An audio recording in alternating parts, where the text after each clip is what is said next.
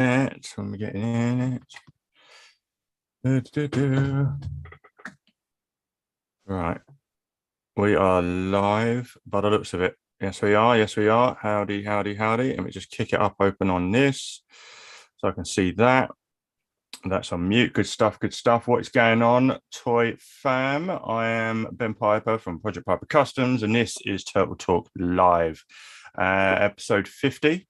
So we hit the 50 mark. When we get to 100, we'll do something special for 100. So we're halfway there, as Bon Jovi said. And yeah, I'm here with Thomas, Mr. Tom Green of Big Things Small, formerly Tom's Dioramas. Good evening. It's alive. Yes, Tac, we are here. Finally, we are here. Just had to put up one last little article I wanted to bring up on the interwebs, and obviously waiting for Tom because he needed to get his alcoholic drink. Yeah. Can't be without his alcohol. Greetings, everyone. Say hello in the chat if you're in. And yeah, we're just going to start off light, and we've got a few bits and pieces to talk about. Obviously, I wasn't around last weekend, so I was thrown onto this one, and so on and so forth. But you know, it can be like that sometimes. Unfortunately, Rick and Pietro aren't with us tonight. Obviously, it's just scheduling, like me last week. You know, can't always get everyone on at the same time. But me and Tom are going to kick it with you tonight, and appreciate you taking you're enjoying it with me tonight, mate. I appreciate it. I've been looking forward to it. Yeah, how are we doing, fellas? From Trivia Entertainment. It's been a while. I haven't seen you around, man. Where you been? Where you been? Where you been, man? It's waiting for me to come back, hasn't he? Tom's your favourite. All right. Good to see you, man. I appreciate you stopping by. King T. Camacho, Mr. Tony, halfway there, lizard of a chair.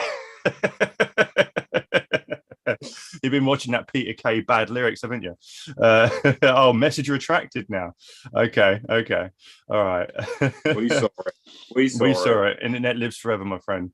But yeah, so we're here tonight. We're just kicking it. Obviously, we had a big comic book week. We did.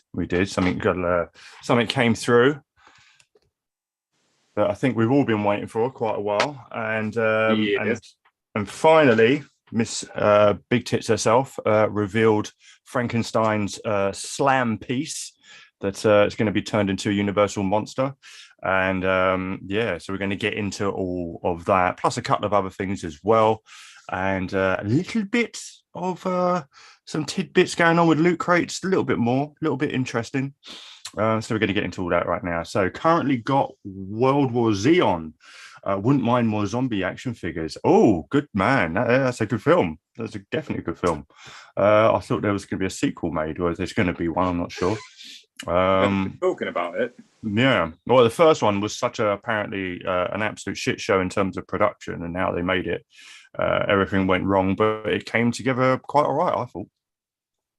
You know, didn't see enough people being eaten because I don't think that was the aim of the zombies in that film. I think it was just literally just like to spread, much like 28 Days Later, just to spread far and wide. But no, I thought it was all right. Indeed. So cool. And you're right. We do need more zombie figures. Absolutely. You know, but they're also fun to customize, I guess. Wizard at a fair. I like it. Halfway there. Wizard at a fair. Okay. It works, Tony. It works. I've been around, Ben. Yeah, but you know, we'll roll with that. Keep them coming. I like it.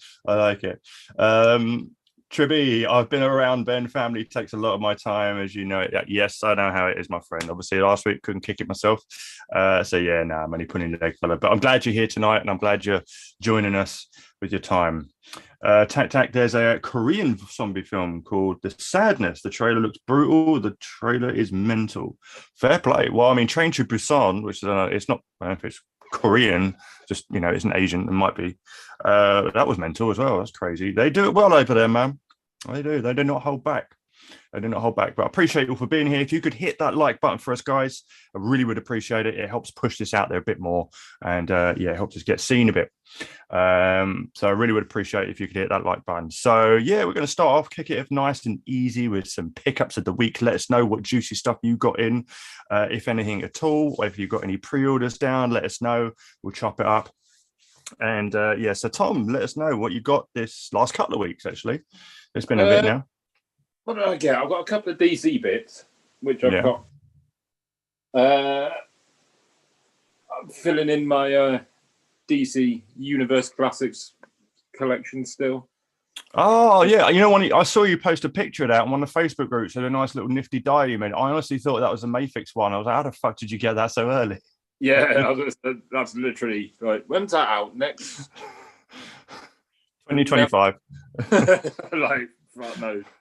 But I bought this like, and then the day after they showed that big S symbol tease, and I was like, motherfucker. But that's the way it goes. Yeah, isn't it? This will do me for the next 3.5 years while I wait for the Mayfix one to come out. It looks good, man. For a DC Direct, is it? DC, that's a Mattel. Mattel, okay. Oh, really? Yeah, that honestly, this is when Mattel were good.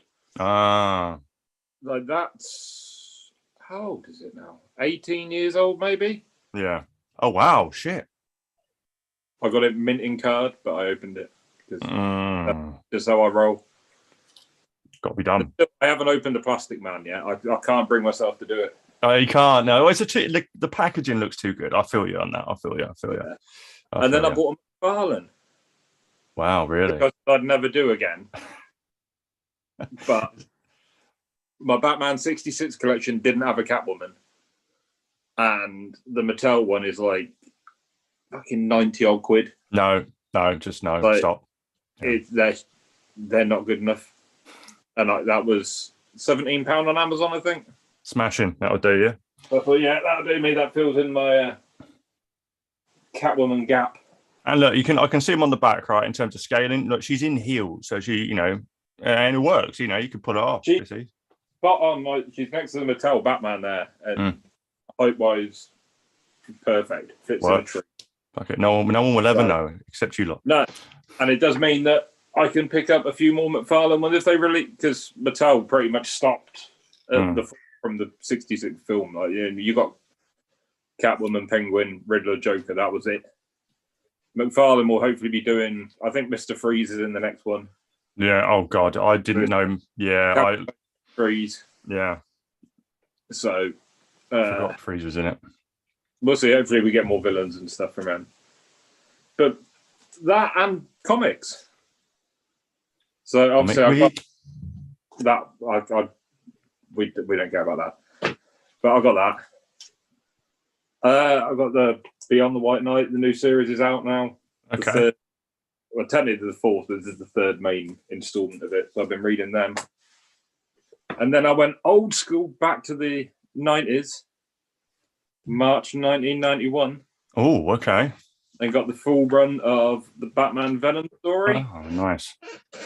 Which I've got in fucking trade anyway, but It's good to have the singles. I had to buy them. And they were on eBay. I got them for like 20 quid for the lot. Yeah.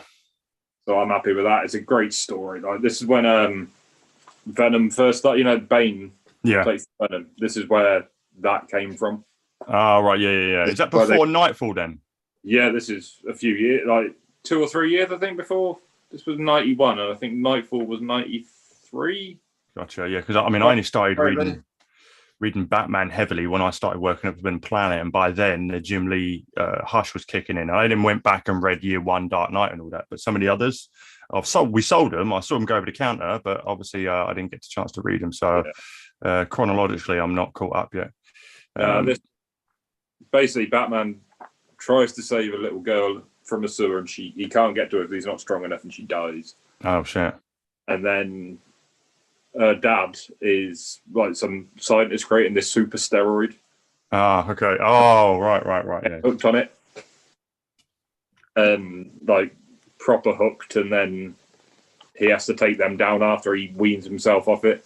Like, that's where he's weaning himself off, like full on drug addict bearded Batman. Fuck's sake, Jesus. That's what you want in a book. Yeah. That's when it actually took chances to, worked. Gritty, That's where Venom came from. That's where Santa Prisca, where Bane's from. That's introduced in this book. Yeah. Like, it's a classic. Like, if you can get it on, trade paperback for like 6-7 quid probably. Yeah. But it's well worth picking up. Excellent, excellent. No, fair play, fair play. Let's quickly jump into a little bit more chat. It's kicking off here. Love it. Cheers, guys. Appreciate it. Right, let's just kick back up to here.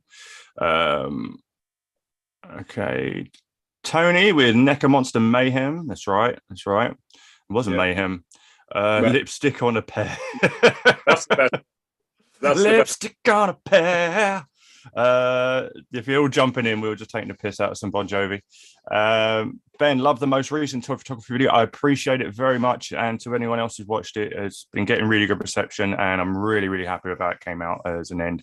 There's a lot of me just talking into the camera, but it's just giving you what I know about social media and the art and hobby of toy photography within. And I really appreciate it, man. So thanks very much for that. And I'm glad to wrap up that series and have it in a nice little package. Doesn't mean the videos are going to stop though. Just that series is done. Appreciate that. Put down pre-orders for all the latest G.I. Joe Classified. Nicely done. I haven't actually seen all the new ones that have been revealed yet. I'm not sure if there's any. I got into that early and then got out of it pretty much straight away, and I'm really glad I did. It's a rabbit hole. It's another rabbit hole. The figures are fantastic, really good. Yeah, I mean, that's probably Hasbro's best line. Yeah, so far. But, because I only got the Timber and Snake Eyes. Yeah, and the dog alone's crazy. The dog alone's fantastic, So I can, and so Snake Eyes. So this is it, but it's just some of them are so hard to get. Like you throw it. I mean, I spent 30 quid on that fucking Superman figure that I opened, but you're throwing money at these like new figures that you shouldn't be throwing this money at. Yeah, I know. Yeah, they just hit the shelves and that's it. They're gone, and it's like, why are they so elusive now? Some of them, because they make some of them exclusive in America, and it's weird the way they're doing it. It's like they own the license, so they could print money with it. Yeah. And I don't know whether they're trying to build up the hype by making it harder to get, but it's more just pissing people off now. Yeah, people are getting bored of it. I agree. More tac. Apparently, Todd McFarlane has superpowers wave in the works. Fair enough. BS news to us. I haven't seen that at all. What about you, Tom? Was that the first you've heard of it? Or not heard of that? I'll be interested to see it. Fair play. Oh, good segue, Tony, because I want to talk about this. Tony, you got your Farmhouse 2-pack in and NECA Minds Loomis 2-pack. I've also got that because I'm going to be using Loomis as a base body for a Supernatural Castiel figure. But yes, speaking of... Loomis is also in the thing we're about to talk about. I just didn't send the photo. Oh, okay. All right. Oh, you bastard. They haven't done that with that as well, have they? You start talking, I'll have a butcher's. Okay, all right. Okay, so we're going to get to the rest of the chat in a second, but I just wanted to talk about the Farm 2-pack. Now, as you know, over here in the UK, we got them a little bit earlier than you guys over there, but the prices for us in the UK were ridiculous. They were putting them up to like 70 quid, which is £70. That's probably going to be at $85. Okay, and they've only been out for us a month, maybe more. Not even that for you guys. 6 weeks at the most. Say that again, sorry. 6 weeks at the most, isn't it? 6 weeks at the most. Okay, this little bad boy right here. Yeah. Okay, and Tom today showed me that one of our UK retailers, Emporium of Cool, championed by our very own Simon Hill, has had a little sale on, and the Farm 2-pack is now $37.99. Yes. Fucker. The Loomis pack is £50. I can't even remember. Oh shit, that was £80. That was 80 quid. Okay, all right. So they have a little bit of a sale on. Now they did put this set for, I can't remember how much. It was like 25, 30 quid, something like that. Yeah, 25. I think that is. Okay, but this is like what, over a year old now. So I can understand if they've got excess stock, they just want to shift it. That I get. The Farm 2-pack hasn't even fucking, the dust hasn't even settled for that pack yet, and they've already shoved it on sale.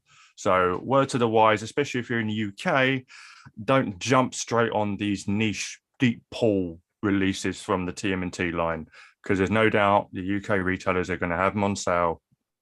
Right now, we can see its evidence long after. Yeah, and Emporium have got if you're in the UK and looking at NECA, they've got a really good sale on. Yeah, really good, and some of the Toon line too. Yeah, they got some of the tune line there for. What did I say? I think they've got the Rat King 2-pack for, was it 26 quid, 25 quid? Yeah, the Dragon Granitor, the Triceratons, all of those are really heavily discounted now. The Back to the Future figures are all like 25 quid, I think.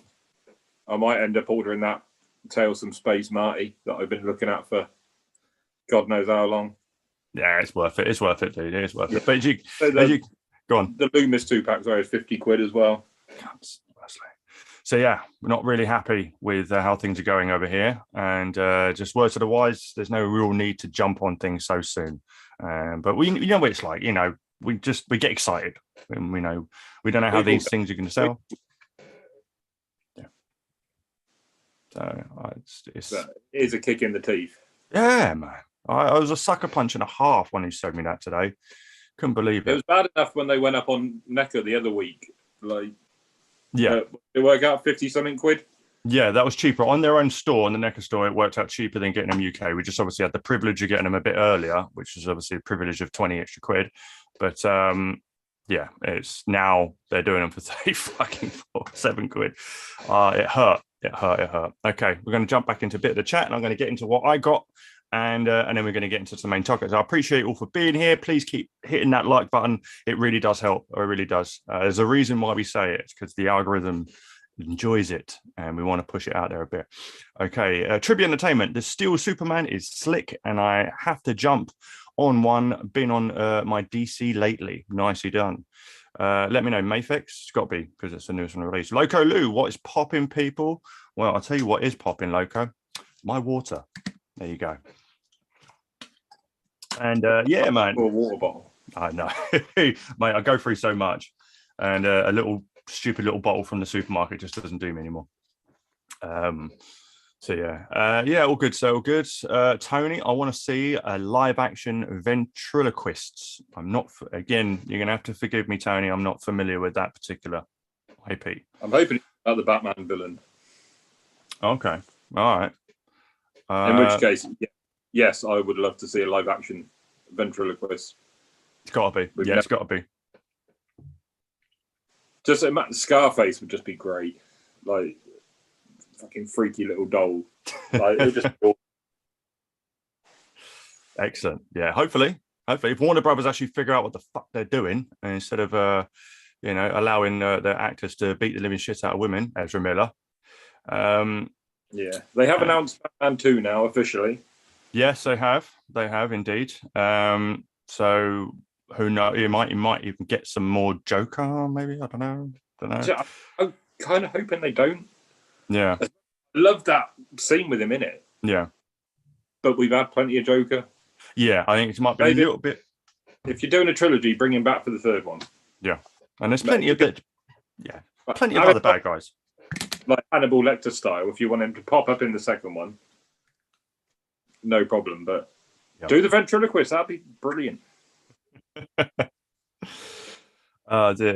way we're going with, trying to make out like his parents were shady and shit, it's kind of like, well, do the Court of Owls even this so soon into his storyline, or do what they didn't fucking do in the film and actually bring in Push. They had a perfect. So what pissed me off in that movie, they had a perfect little setup and tease with that graffiti, and they didn't do anything with it. So it kind of annoyed me a little bit. But yeah, I mean, the other thing they could do is make it fucking 45 minutes shorter. Yeah, I think they learned a lesson on that. Yeah, like I could watch Batman all fucking day, and even that was but I struggled with it, like the length of it. Jesus, a little bit of a burnout. Let's keep carrying on. So let's look. Configuration. Good night, Ben and Tom. Nice to see you all. To see you, nice. Cheers for dropping by, mate. Appreciate it. Truby, I definitely pre-ordered NECA TMNT Secret of the Use Total Pack, Accessory Pack, Token Miles. I had to do it. Of course you did, mate. We all did. Riley, Bob, yo, everybody. What did I miss? When we getting into Soto Shredder? Soon, my friend. Soon. It's coming. Soon. It's coming. Loco Lou, third-party TMNT van is out in Hong Kong. I will be getting it soon next month. Excellent. Because I know Drip is also expecting it soon, and I want to see some reviews. Really do want to see some reviews because yeah. Definitely. They've got to be done, but nice to know it's on its way. Riley Bob Wolf, UK getting screwed left and right. Thought it was odd. It was like $62 in the States, I think. NECA gonna NECA, I suppose. Yeah, man. Yeah. And the only thing we conclude into what Tom said earlier is that they're just not selling over here. Yeah. Just that particular pack is just not selling over here. Everything else seems to fly. I mean, that pack is what, 20 quid more expensive than every other NECA pack that we've had. Yeah, no need. So I can understand if that turned a lot of people off on its initial release. This is not worth 70 quid whatsoever. It's worth. It's just if it's. I mean, I would say maybe it's like the license they've got to pay for the Elias and Judith. Could be. But that wouldn't explain why it's the same price in the States. Like, they haven't massively bumped the price up there. No. The Shadow Warriors 2-pack was standard 50 quid, and that had a shitload more with it. Granted, it's stuff we've all had before, but you had 2 actors' likeness rights you had to pay for, and it printed out a lot more weapons, and that a lot cheaper. So don't get it. Well, I don't. In fact, with the Shadow Warriors, they only had to pay 1 likeness because no one knows who played. Oh yeah, true. Yeah, true. Yeah, and it was just a little tweak of the face, and they could scar him up, so it didn't really look like him anyway. So yeah, makes sense. Tribby, that Farm 2-pack was like a little over $60 when I picked it up. But hey, it's worth it. It's Turtles. It is worth picking up because you're right. It is Turtles. Just wish I hadn't had such a dick punch when it came to the price. And if £50 over it, it wouldn't be too hard to take. But yeah, when it was like 70 odd quid. Yeah, exactly. Configuration. Nerd Toys UK is starting to take pre-orders of Soto Shredder, and release date seems to say August. Yeah, I noticed that as well. Pietro shot a screenshot over into our group. So yeah, obviously I'm waiting for Toysrama to get in their pre-orders, but we're looking at different prices now. And you say it's $36.99. I can understand Ultimate Figure still being hovering in that 30 to 40 price range. Yeah.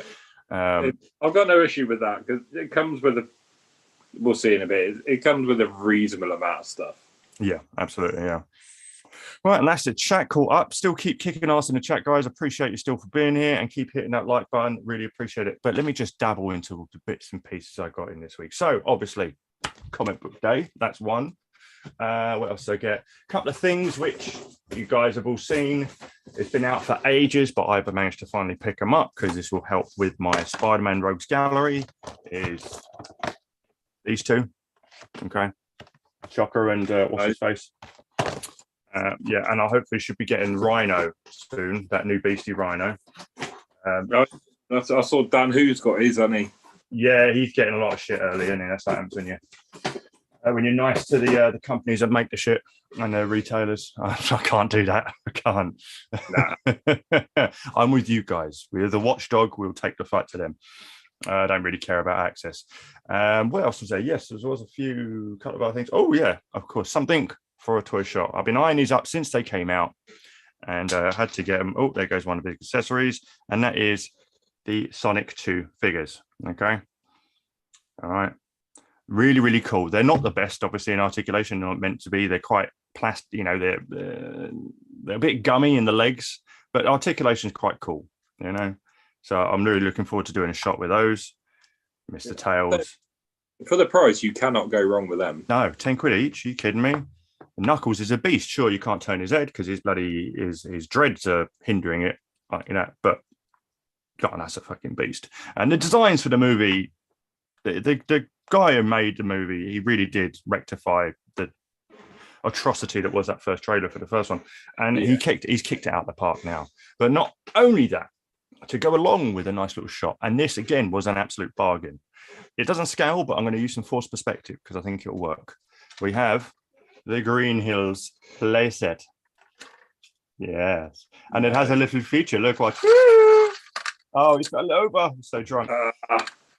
Yes, you can run him around. Now, obviously, that's all useless for what I'm going to do with him, but this would be great in the background with some forced perspective for when I do a nice little speedy Sonic shot. And it is nice. It's a play set that actually has play features. Yeah, even like the McFarlane Batcave play set. springy, and it has rings. Yeah, exactly. It has like a little gimmick, you know. I love that. It brings you back to a kid when you used to get stuff like that and used to move shit around. I like that because I'd be setting up a shot and I'd be fucking around with it constantly, and I'd be round and round. I was before setting up the stream, just having I was just like that until it fell off. But yeah, that's kind of it pickup wise. Other than that, what have I been doing? Oh, since Beginner's Guide has finished, I have begun work back again on Mr. Tatsu, and we are working on his trousers. Okay, so I'm working on the templates to make his pants, so he isn't, you know, naked. And I'm using the Super Shredder cape material for it. So I've drawn out the templates. I'm using fabric glue because I'm too afraid to use a sewing machine. But yeah, so we're going to work on that and can carry on work with that tomorrow and see how. That's basically the prototype. I just get familiarized myself with how they go together, and then I should be able to make a couple more a little bit better. But yeah, so that's kind of where I'm at with things at the moment. So yeah, let's have a quick look at the chat again. Tony, my casting choice would be John Lithgow as a ventriloquist. Boom. Yeah, I can see that work. Yeah. It depends how they're going to play it, because the most, like, ventriloquist is the least important of the pair. Scarface is the big thing. But you need a really good actor to be able to pull off not doing much, if you know what I mean. Like, if that makes any sense. Yeah. I get you. So, I get you. Lithgow could do that. Yeah. No, fair play. If you don't, you can. That'll be good. But yeah, let us know you're casting for Scarface as well. Right. Okay. So let's jump in and get chewing on that meat. Pause. Right. Obviously, as I say, Miss Big Baps Judith Hogue finally, after teasing it for 3 April and Aprils that weren't on time, revealed her Universal Monsters Bride of Frankenstein with obviously a wonderful little stop motion that they've been doing for them all. So let me go here and we'll have a look at it. Now, they haven't actually released any official images yet. They've only just stuck with the animation, which is on their screen. It will look a bit janky to you. If you've seen it already, you know what I mean. But yeah, they got her to do some voice acting, as you can see here. I've got the sound off, obviously. But yeah, that's cool. I like the animation. I like what they do with that. And here is revealed April, or I like to call Frankenstein's slam piece. Okay, now, honestly, first thoughts out the bat, which is why I've titled the stream Hot or Not. This was a not for me. Weren't really impressed with just, you know, honestly, as you can see right now, it doesn't really come with much. Apart from her big wand microphone thingy, there isn't really anything unique, gimmicky wise that they've incorporated into it. And they haven't really done much with her as a, you know, the likeness outside of the hairdo. So I'm not even collecting this line, but I've always thought that the others looked cool as hell. And I was hoping April would be better, you know. Obviously, I don't know what, I was expecting more from it. Maybe just a different, you know, different expression on the face, but it is just a reuse of the heads we've got with April. That is literally what this is on both. So yeah, Tom, you are collecting this line, so you're the one who I'm curious to know what you thought of this. I'm passing. It's not bad. I think the likeness is actually better than the movie figure likeness. Oh, really? Fair play. I think they just read, like, look at that face there on that advert. Like, I know they've got the silly mouth thing going on, obviously, but it just, and I don't know if it's because now that looks more like she does now. Yeah. Because he hasn't got the hair and this and all that, but they haven't monstered it up enough. Yeah. It looks like if Judith Hogue went cosplaying as Bride of Frankenstein to like some fucking arse end of nowhere convention. That's what it feels like. It doesn't feel like that will look good next to, and I don't know if that's why you don't really see the other ones in it. because it just doesn't go.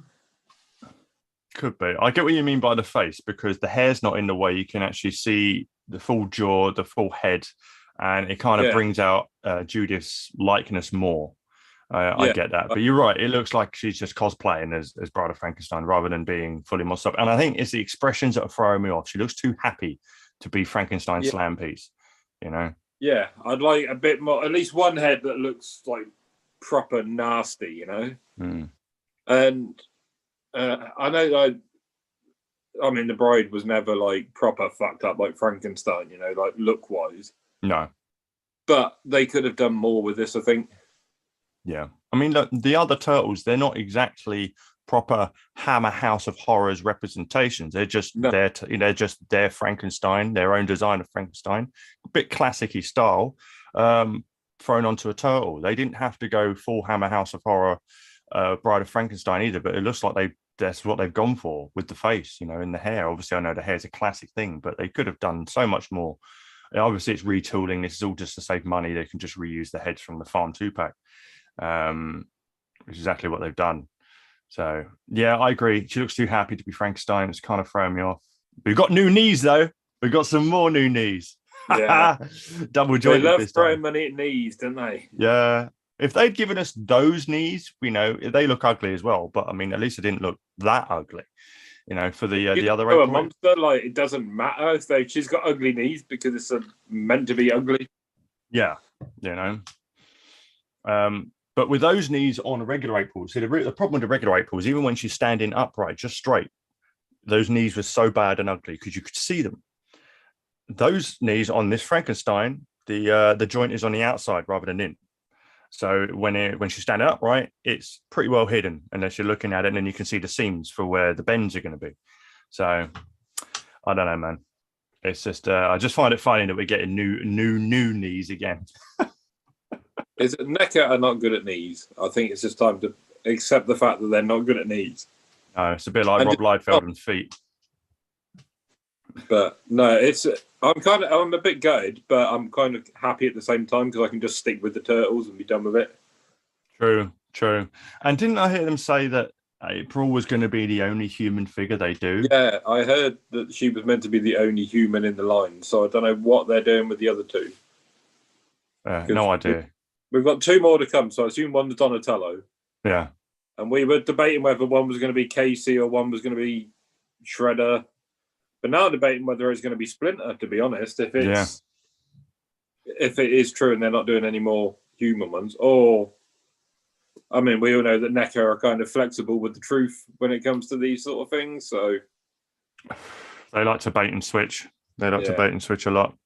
I mean, they could make it Splinter. I have no idea what monster they would put Splinter with. If they make him a werewolf, that would be like the biggest cop out. Oh, you know it's going to be. You know it's going to be. I know. They've already got the fur body.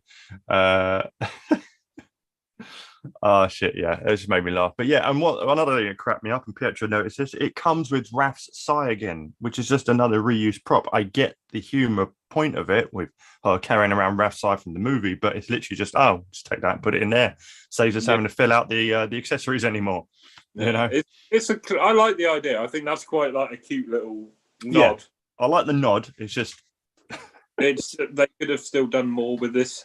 Yeah, but again, this is also the only one that they have to pay likeness on. Yeah, had to pay my likeness, so I had to scale back, you know, budget wise on what they could give her. Judith needs paying. Yeah, she needs more boob surgery. Yeah. So yeah, let us know in the chat. We probably are. Let us know what you think of this. You know, let us know if you're getting it. If you absolutely love it, you know, if you must have, you like it regardless. If you're in the same boat as us, let us know either way. So I will say, every one of these commercials has been quality. Yeah. No, absolutely. Not knocking the commercial.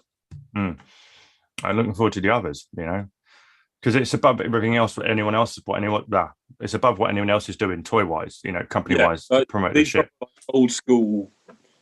Like, I mean, Hasbro should have done something like this with the Ghostbusters. Mm-hmm. Like, that would have kicked ass. I love these old school toy commercial ideas they're doing. Yeah. And even with the turtle van, it was cool to see that too. You know, Yeah. so hopefully they continue doing it with other bits. So they've done it with gargoyles. And yeah, so their advertisement, they got the right guy for the job, 100%. So yeah, let us kick it in with the chat again. So like a Lou pause. I know. Lithgow's Dexter sold me. Was he Dexter? I'm not sure what context that was with. Forgive me. Like I believe Shredder and is Dracula and Donnie is Van Helsing. Okay. Well, it could be, you know what NECA's like. They lost me with that one. Okay, so you're not feeling it either. Riley Bob, I dig the commercial, but I feel the reveal is a letdown. Okay. The same face sculpt is the ultimate April, doesn't fit with the rest of the monsters and doesn't give the impression of Bride other than the hair. Yeah, you pretty much nailed it on the head. That's the best way to describe it. You know, I think Judith's likeness was a mistake, considering the other turtles, you can't tell if they're based on the movie ones or not. You know, I just think they wanted to continue working with Judith some more. Yeah, this is it. I mean, I can see why they did it, but at the same time, I don't think it works as well as it could have. No, not at all. If that had been their own design, I think they could have done more with it. Yeah. Budget retooling. I know. As a customer, I don't care. Just give me product. Yeah. So we care about. Yes, I'm entitled. You're right on the money, though, Riley Bob. We're right on the money. I definitely will get this Monster April in my April collection. The FUG, love it. I fucking love it. Okay, yeah, you can curse. It's fine, mate. It's fine. You know, unless it's against religion or anything. You know, I respect that. But curse away, mate. I'm filthy at that, mate. Tony, I think Yelling Face would have been good. Yeah, I agree. Riley Bob. Plus, the outfit is weird. Is she seriously wearing shorts? I don't know. I'll wait for the advert to roll back round again so we can see her full body. Yeah, she is. Or is that a skirt just split down the side? She's wearing, I think it's a skirt, but then she's got bandages that makes it look like I think she's got skirt, leggings, and bandages. Like you ain't getting anywhere near her. No, it's probably got a chastity belt under that as well. Big old dead kebab. Yeah, so I think you're right on the money there. Configuration: Shredder would be awesome as Dracula. That'll be good to see. Yeah, Casey as Van Helsing would be nice. Riley Bob, or it'll be Super Shredder, and they live they love that reissue, and he's a mutant. Yeah, that's true. They haven't finished with that body yet. They have not finished with that body whatsoever. Can feel it in my bones. Another one's coming. But then that would have made a good Frankenstein. Yeah, absolutely. I think got some. Is it this one? Yeah, got this gentleman on Twitter managed to pull some just screenshots, so we're gonna have to keep abusing our eyeballs. But yeah, like I said, I like the mic. You know, the reporter mic as a staff, also with the Tesla coil. The rats are cool. One's got an ear sewn to it, I think. Extra hand, and then yeah. So obviously, it's just that's all it is. That's all it's comes with. Real chain for the purse. Nice touch. But yeah, I'll watch reviews of it, you know, and I hope people do enjoy it when they get it in hand. I hope it is better in hand for the people that are going to get it. Just it's a shame. If don't get me wrong, if like 6 months after release it's down to 20 quid, I'll grab one. Yeah. If it's on sale in a week's time after it's released, then yeah, different story. Absolutely. Good shout. So yeah, we had that to go along with the line. Obviously, I think since then everything's sort of cooled down a bit. I fucking hope it's cooled down a bit with new reveals and releases. I think they've understood they just hit us a bit too much. But yeah, they haven't demanded any more money from us yet. So yeah, but beyond that, literally yesterday, I believe, they released some more images of the Secret of the Ooze Shredder. And these are from Toy Arc, as they themselves haven't actually released these images. Everywhere else has, and we questioned whether they were legit or not. But NECA themselves haven't officially put out these images yet, which is weird. Unless they've done that thing where they give it to another big media outlet to put them out for them. I don't know, but it did pop up first on some Australian stall. I'm sure that was what Pietro was saying. Yeah. Same ones that showed off the Farm 2-pack first of all as well. And so better look at what you're getting in the pack. Obviously, you better look at that cape. I honestly didn't realize in the film that it was a different design of cape. That's a new one on me. You must have found it in the dumpster. Some old lady's curtains. That is proper, like someone's thrown an old school 3-piece suite in there and he's just stripped it as he's come out. Yeah. That is it. It's no tiger stripe. They really did try and tone this down for the no, let's not use their weapons. Let's make it all bright and cheerful and colourful and put flowers on the shredder. Flowers. You know, they've really gone all ham now. By spikes. Yep. No spikes on the hands. No. No hand spikes this time. I do love these fat ass shoulders though. Looking great. Because they were 10 times bigger in the Secret Use Shredder because the suit didn't fit him. The suit did not fit the guy at all. It was horribly fitting. But that's what makes it awesome. I will be adjusting this cowl though. There's this crown is much more lower down towards the mouth guard than what it is here. But that's just a little heat job. Bit of a hot air from my hairdryer and just hold it there, let it cool. That's it. Beautiful. Or I'll just unglue it and reglue it. But cool with the dandelion and the little vial of ooze. I do not remember him at all having a short sword or this gigantic spear, but obviously they needed to fill it out a little bit more. Yeah, I think that's considering the turtles couldn't really use their weapons. I can't see. I mean, he might have had a holstered sword at some point. I can't really remember. I tried to forget that movie after we watched it, to be honest. Actually, Tack up right at the beginning of the chat, since we went live, he actually came out and said we need Vanilla Ice in the Monsters TMNT line as himself. I think that's ouch. That's let's just stop, collaborate, and listen. All right. I see what you're there. But yeah, good look at the figure. I'm stoked for it. Obviously, replace my shelf filler. I'm looking forward to doing a custom versus official. Box art. I honestly thought they would have gone with the side profile artwork that they first revealed that this was coming. You know, that artwork. I thought that would have done that for the box. That's better artwork than what they've used. Oh yeah, absolutely. And yes, that's right. I just remembered actually the cape. The cape does not lynch his neck with a giant clip. By the looks of things, it's on this side looks like it's tucked underneath his shoulder pad, and here it just looks like it's poking over the top. Let's see what it looks like from the back. I think it's meant to be. Come on, toy art with your slow gallery.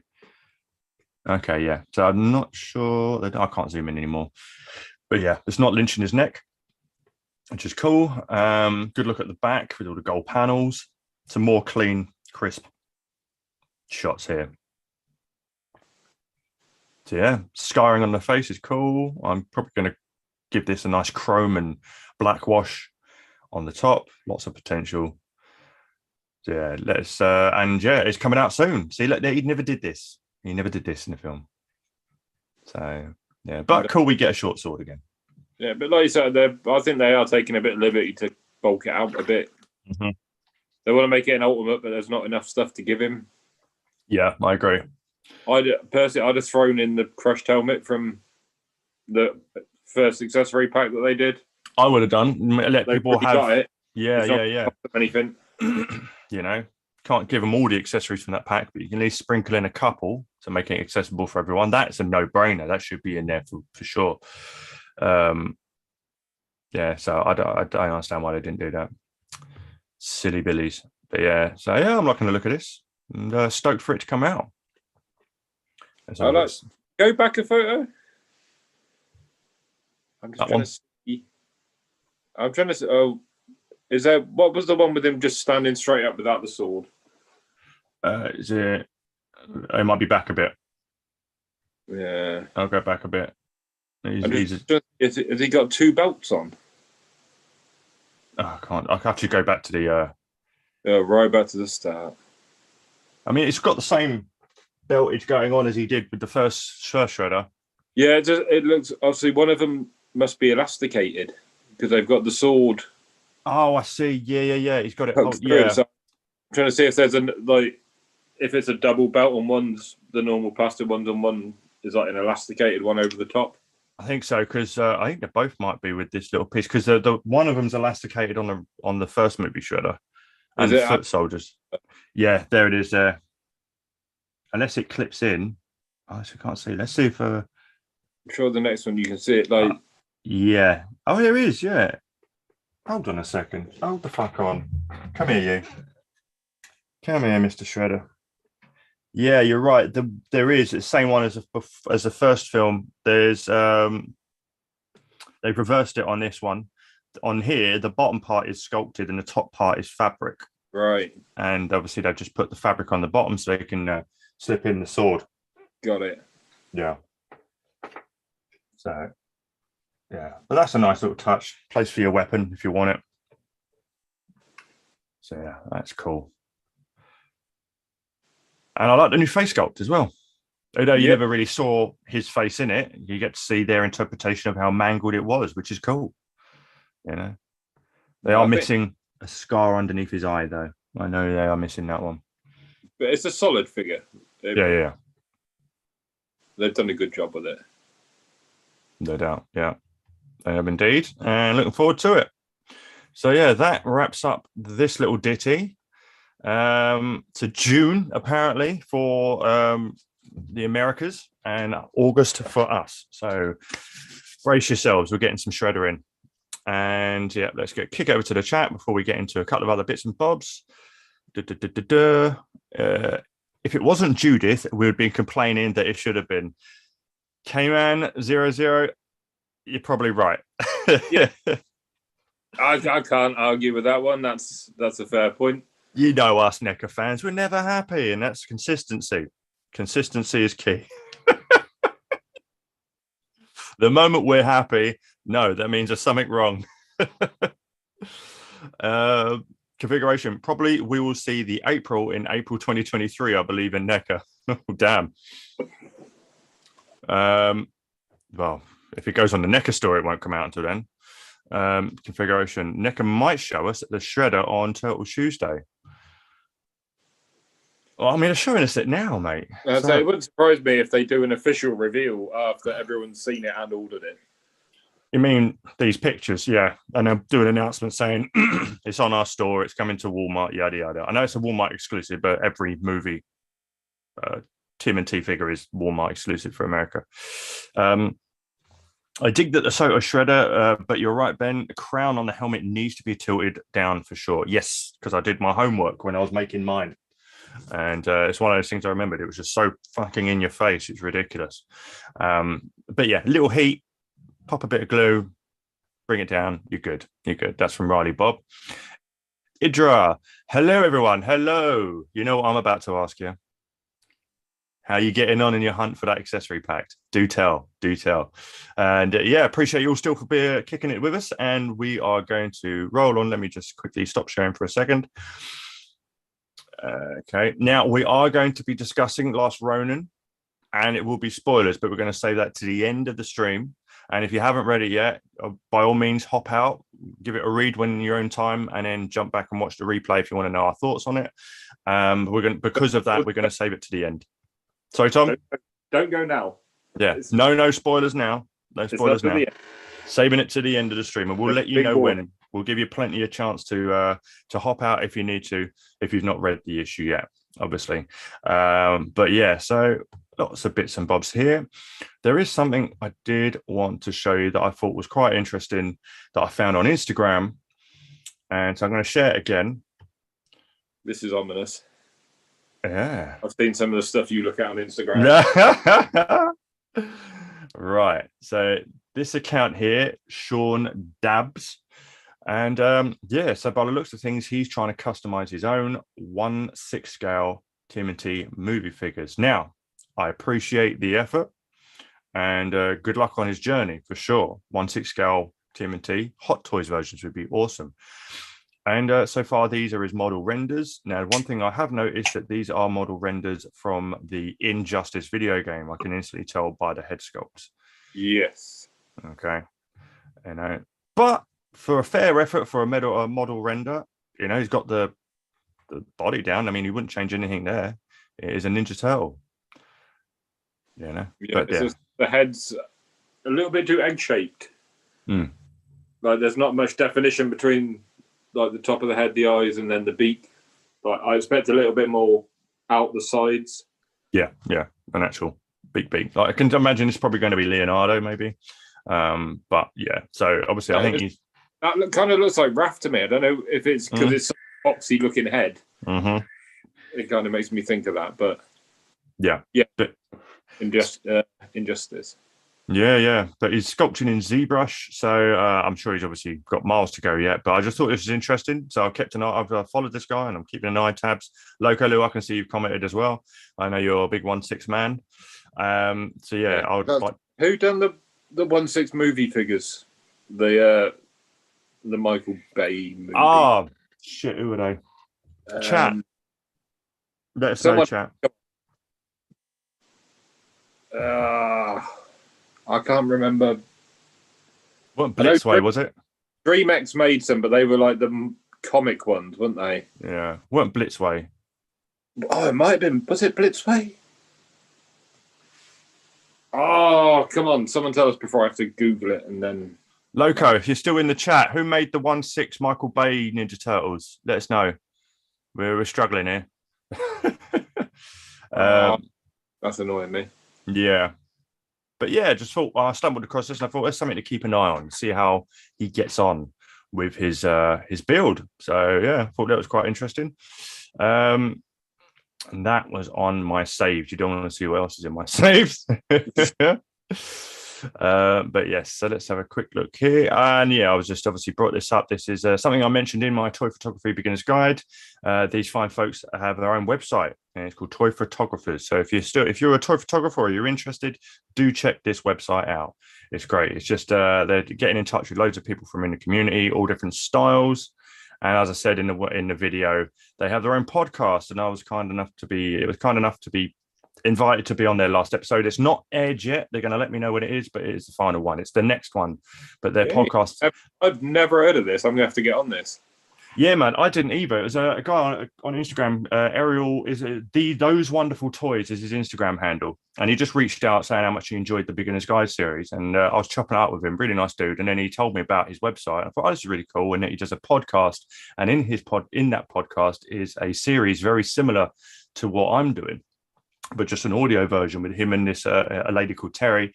They go back and forth. She's new into the hobby. She collects, she does a lot of Lego toy photography, and but she's a photographer herself, just like generally.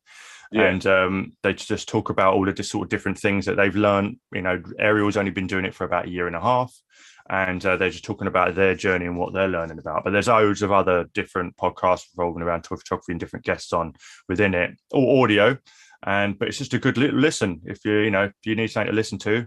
And yeah, they said that their last episode they wanted to get a sort of a round table, but they decided just to stick with me as the guest. So I was like, great. I got on IG Live with Ariel. We had a good little chat, and then I'd jumped on and we recorded it about a couple of months ago, and yeah, really good just to chop it up. We went into my origins and talked about the things I'd learned, and it was really a good conversation.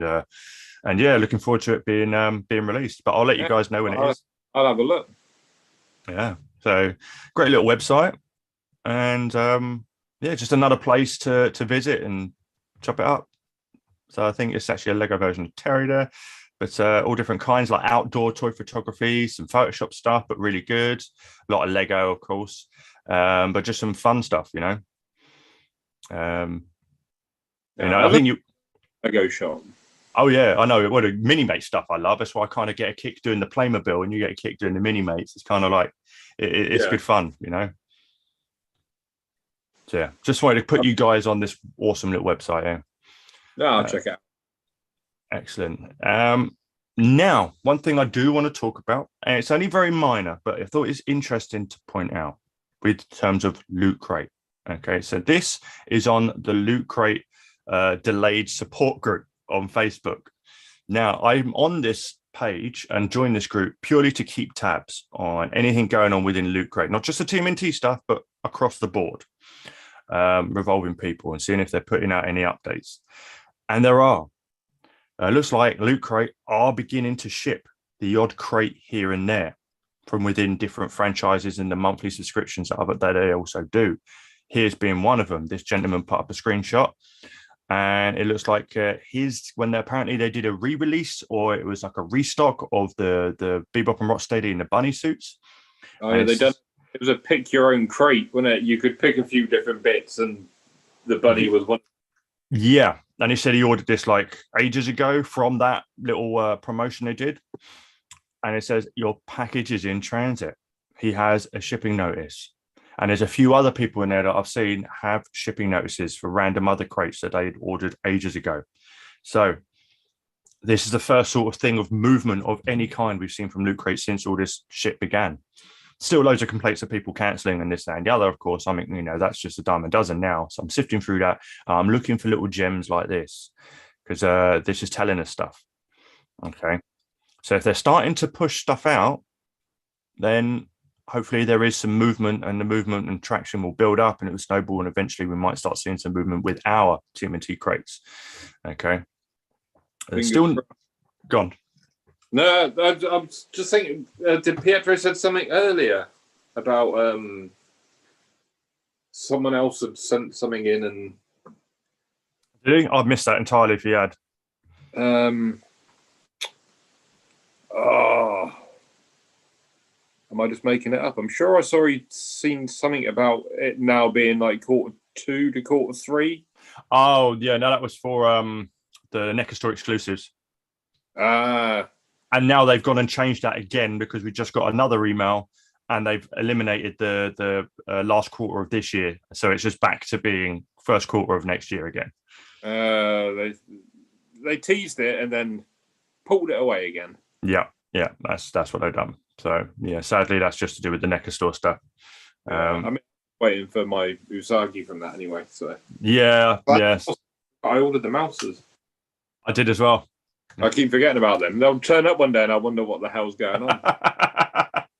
That's it. By the time, any of us, all this is, by the time they've released, we'd have forgotten all about half the shit that we pre-ordered. Yeah, but... you lot won't, because you're savages. These are paid for. I'm quite happy when I like forgetting about paid for pre-orders. When it's the one, you forget about the ones you haven't paid for, and then it pops up that you got to pay for it. It's like, shit.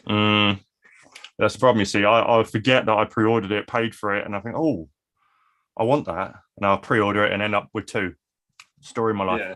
You've only done it 5 times, in fairness, so it's not too bad. 5 times 10, maybe. I just don't tell you about every single one. That is it. So, yes, little tidbit of Loot Crate news. Looks like things are beginning to move. So I just thought I'd share that with you. And, of course, any little tidbits like this, I will let you know whilst I'm on this group. If anything juicy comes along, I will let you know straight away on the next available stream that we do. So, yeah, looking forward to that. Let's quickly have a look in the chit-chat you at. I wonder if NECA will do... Idra, I wonder, will NECA do Shredder from the garbage? I wouldn't be surprised if they did. It's an easy one for them to do. People will buy it. But it'll probably be in a 2-pack with some other... some other character. Maybe Chief Stearns. That'd be cool. I doubt it, but, man can dream. Indra, I know you would ask that. I still on hold, but I did see one in Lee Wrangler's last Ronin on the Turtle Lair, but I didn't enter this time. Okay, so he had one in his raffle. Okay, fair play. You're keeping an eye out, though. Fair play. I have faith in you, mate. I have faith in you. Configuration. Wow, looks great. I've always loved the Injustice design. I thought it looked cool too, but cool as well. But he's going for the movie line, so it's kind of like wrong franchise there, bud. But still, really looking forward to seeing what he comes out with. 3-0 with 3-0. 3-0 did the Michael Bay ones. Could have been. Yeah. Yeah, it was 3-0. Nice one. Cheers, config. Appreciate it. Indra, I keep fucking up your name. I'm so sorry. It would be better if NECA make garbage shredder because it would have Francois Chow likeness. True. But I mean, you've got his likeness there, no? In the original? Isn't that the one? Oh, I see what you mean. So hold on. We've got the likeness. Oh, it's the second actor that played Shredder. There's a likeness for that guy. But we have that in the head sculpt for the new Shredder anyway. Or is that just some rando they've just sculpted? It wouldn't surprise. I hope they paid the guy. I always wondered if Hot Toys could make a movie turtle, or how could you raise the bar of the turtles, or did NECA do that with the quarter scale movie fix? Kind of. I don't. With the 1990 movie, I don't think it works. I'm going to be brutally honest. Like, a Hot Toys is all about the outfit. Yeah, it's the same as Mezco, and it's kind of why I don't think the Mezco turtles really work from what we've seen, because they're just very expensive, normal figures. There's nothing special about them. No, I agree. I mean, they did that with the Hulk, didn't they? I mean, Mezco's gimmick was all about soft goods. As soon as you take that away, they're just a regular action figure base, and the price just isn't justified. Yeah, like the Iron Man was a good Iron Man, but it wasn't as good as SHF Iron Man, and it was more expensive. And you just had a light up feature and a dildo power effect coming out of his chest. So it's just It's the same as I think Mezco will be the same with the turtles. Like, they're going to do some great accessories with those turtles, but the actual figures themselves, and I've said this in Mezco groups and ended up having arguments with the fucking ass-licking Mezco fans that literally will not buy anything else if it's not Mezco. Like, Mezco could take a shit in a sock and they will buy it and just preach about how it doesn't smell that bad when you've got it in hand. Like, it just fucking does my nut in. And actually, like, when they were saying that, they might be movie figures, and it's like, look at this NECA figure. How is it going to beat this? Oh, it will, because it's Mezco. I'll give you that.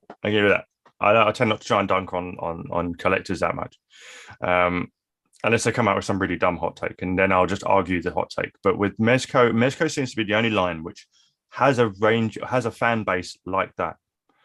That religious, like, only collect that. And they don't care what franchise it is or if it's their own shit or whatnot. It could release the Powerpuff Girls or fucking Barbie. Okay, if it's got the Mezco name on it, they want it. Yeah, I don't mind people collect a franchise. I can understand. Like, I don't do it myself, but I can understand it. If you're just collecting turtles, like Pietro mainly just collects turtles, and I completely understand that is franchise. That is what you collect. But not collecting a brand. Yeah. I don't understand. Like, I remember years ago when Shazam came out, and I literally saw a comment in the Mezco group saying, "This looks amazing. I cannot wait to get it. Such a good figure. Who can tell me who it is?" And it's that point when I was just like, this shit's too much for me. Like, you're buying a brand. You don't know anything about what you're buying apart from who makes it. Yeah. And that was, I had to give up at that point. Yeah, they don't play, man. They really don't come. They do not play. So yeah, that might have been my first Facebook ban, actually. If I remember rightly. I'm surprised you haven't been put in Facebook jail yet. Oh, I've had a few. Not for a while. I've calmed down in my old age. Yeah, well, you can say what the fuck you want on Twitter now. Elon owns that shit. You can no more cancel culture. Cancel culture has been cancelled, motherfuckers. Okay, you can say what the hell you like now. Yeah, I just think it's funny funny. But going back onto the 1/6s, I don't think they'll be able to pull off movie ones unless, even with a Fison body, that would be the only gimmicky part about it if they did a Fison version of a Turtle body. Yeah. I mean, don't get me wrong, I'd love to see him do it. Mm-hmm. I just don't know if it would work. But at the same time, I would love to be proved wrong. Absolutely. Let's have a look. Idris, thank you, Ben, for having faith in me. As Wayne Campbell would say, it will be mine. Oh, yes, it will be mine. Damn right, my friend. You'll get them. We got your back, man. We'll champion it. We'll champion you. And when you do, I'm going to pop a beer for you. Okay. So, yeah, we got your back, my friend. I own the 3.0 TMNT from the first Bay film. It's done. Configuration. Cool. Yeah, see, that warrants a 1/6 because there's loads of shit on them. Yeah, there's a lot of soft goods. It's like fucking bits. Like, Donatello's got like a PlayStation controller on him and all sorts of it. Yeah, he's got a whole backpack full of gadgets. You got Leo's got the samurai armor. There's loads of other, awesome bits you could do. Now, if Hot Toys did Samurai Turtles from Part 3, that's a different ballgame. Would work. Yeah. But if they'd done it with the Turtles 1 head sculpts. Oh, now you're talking. Be my first little dip into the 1/6 market if that happened. Yeah. Oh yes. That would be sweet. I like the speculation. I appreciate you all for watching. Thanks very much for sticking around. I'm having a great night tonight. It's been awesome. We're going to keep kicking it on, but we are going to slowly move into a little bit of sad news. Something obviously is nothing to do with Turtles, but we are part of the geek culture and the brand, and we do love other things outside of Turtles. And this one hit home for me, just because I've really, back when I started in Forbidden Planet is when I started getting into Batman. So I didn't read his older stuff, but obviously his name was very well known. But I didn't really realize how influential he was in Batman, obviously with the sad passing of Neil Adams. So here we are from Bounding into Comics. Obviously, they put out this article just sort of celebrating his history and his life and going over a little bit of what he was dealing with as well. So, yeah. The legendary Batman and Green Lantern artist Neil Adams passed away at 80. So he can be up there with the rest of the greats. But yeah, so yeah, tell me more about him, Tom. I mean, have you read a lot of what he's done? Yeah. That was one of the first sort of ones that I got. I remember when I got, I'm a massive Batman fan, more than anything else, and mainly from the 89 movie. But I wasn't allowed to watch the 89 movie because I was only 8. So my mum, not having a clue, went out and bought me 2 Batman comic books because she didn't have a clue. The irony of not being able to watch the highly violent Batman movie, I ended up getting The Killing Joke and The Dark Knight Returns. And once she realised what she bought, she went back out. And she bought this. It was a black and white omnibus of Neil Adams and Denny O'Neill's stories. So there was no order to it, but there was a couple of Ra's al Ghul stories in there. There was a Man-Bat one. And like I say, it was all black and white, so that almost helps you appreciate the artwork more. Yeah, absolutely. The line work to it. And that was my first real introduction to Batman. And obviously I was 9 years old. I'm not massively into who the artists are. No. But when you get older and become more of a fan, you start looking back into it more and more. And that cover, I remember drawing that cover over and over again when I was a kid. Yeah, it's a great cover. Absolute great cover. The last time I drew it, I'd done the Lego version where it was Lego Batman and Lego Joker. Oh, damn, that would have been awesome to see.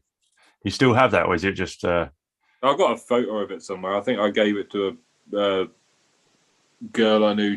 She was a primary school teacher, and I think she put it up in the class. Were you trying to bang her? Possibly, I can't remember that. I had to ask. I mean, I wouldn't give away artwork unless I was trying to bang the girl. Yes. Just saying. Just because I'm trying to impress her with my deep skills. Most of mine's in the loft now in a bag. But yeah, that's got me into it. And then I've just been reading Neil Adams, looking at his artwork ever since, really. Mm. And the amount he's done outside of comics, because a lot of people don't. You think Neil Adams was like 70s and 80s and then faded away, but he's never gone anywhere. No, he's always been involved. Yeah, and not just with DC either. He did X-Men. Yeah, does some great work on X-Men. So one big name in the game. Yeah, it's about when you think he couldn't even get on Batman. But he kept trying to get on Batman, and they were saying no, which is why he ended up on the Brave and the Bold. That's right. The Brave and the Bold stuff he done. I remember again. My mum bought me the black and white. This was. You're not 30 years ago now. Yeah. She was buying me these things. I remember one of them had an introduction by Jonathan Ross. Oh yeah. And I can't remember if that was the Man-Bat one or they done like his Brave and the Bold run as well when they had Dead Man. That's right. Yeah, I think this article brings up. Yeah, Dead Man, Strange Adventures. Yeah, because he worked on Dead Man and then he got Brave and the Bold because the Brave and the Bold was a Dead Man story. Yeah. And that's how he got onto the Brave and the Bold because he'd been drawing Dead Man. And I always remember it because it was just like a crime story. Like it was Bruce Wayne on a millionaire's barge and breaking into his this guy had like a pyramid house called Xanadu. Like it was just crazy. Mm. And him and Dead Man, and obviously he couldn't speak to Dead Man, so Dead Man was jumping in his body and like writing notes for Batman to read when he left it. And I love that concept. Yeah, I loved it. Good. Yeah. My first introduction to Dead Man was in Kingdom Come, right, where the old boy could see him, and the dead, and he had a they made it out as if Dead Man was some Cockney British guy, in the dialogue, and just had a good old chat with him. It was just, I love that dialogue in Kingdom Come for sure between Dead Man and. But I'll find out. I can't remember the Brave and the Bold. I can't remember the number. I'll have to have a look and I'll send it along to you if you ever read it. It's a great story. Excellent. Yeah, for sure. If you could, I recommended reading this, then I'll get on it. For sure. But yeah, Green Lantern as well. I saw Ethan Van Sciver shout out his praise on Twitter for the Green Lantern stuff he did.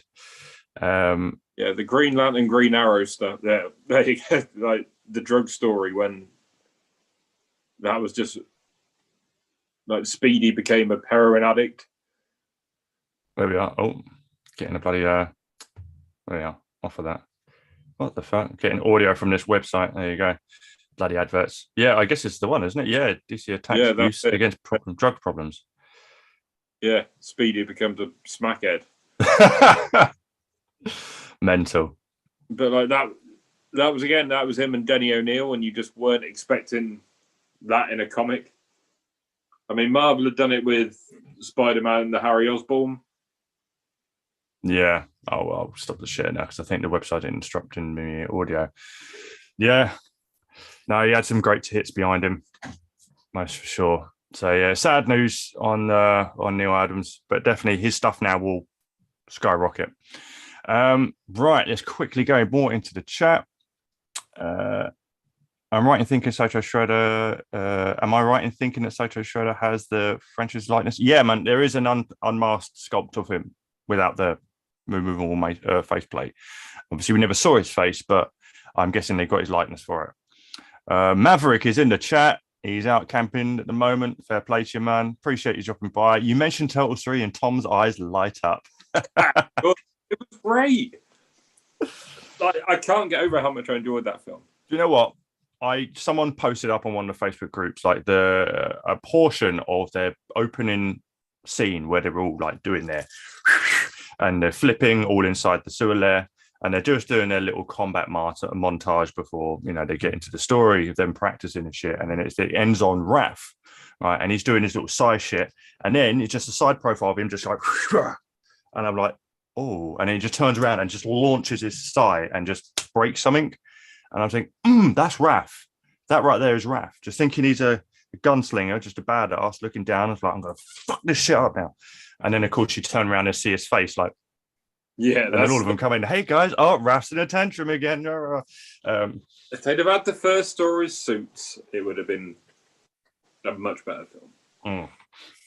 Absolutely. But I just thought that little bit of Raph was like, even though these suits look trash, they still got his character down, where he's just pissed off for some reason. But, you know, I'll tell you that, you know, their movability in their suits, I mean, the martial arts are still good.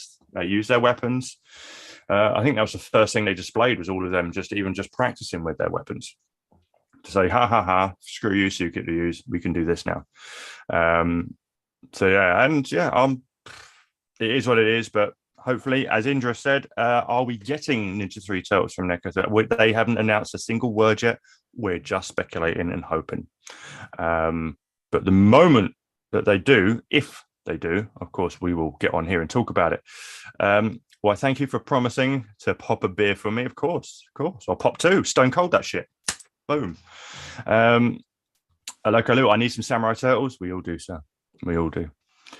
As long as we keep the armor and masks on, we are okay.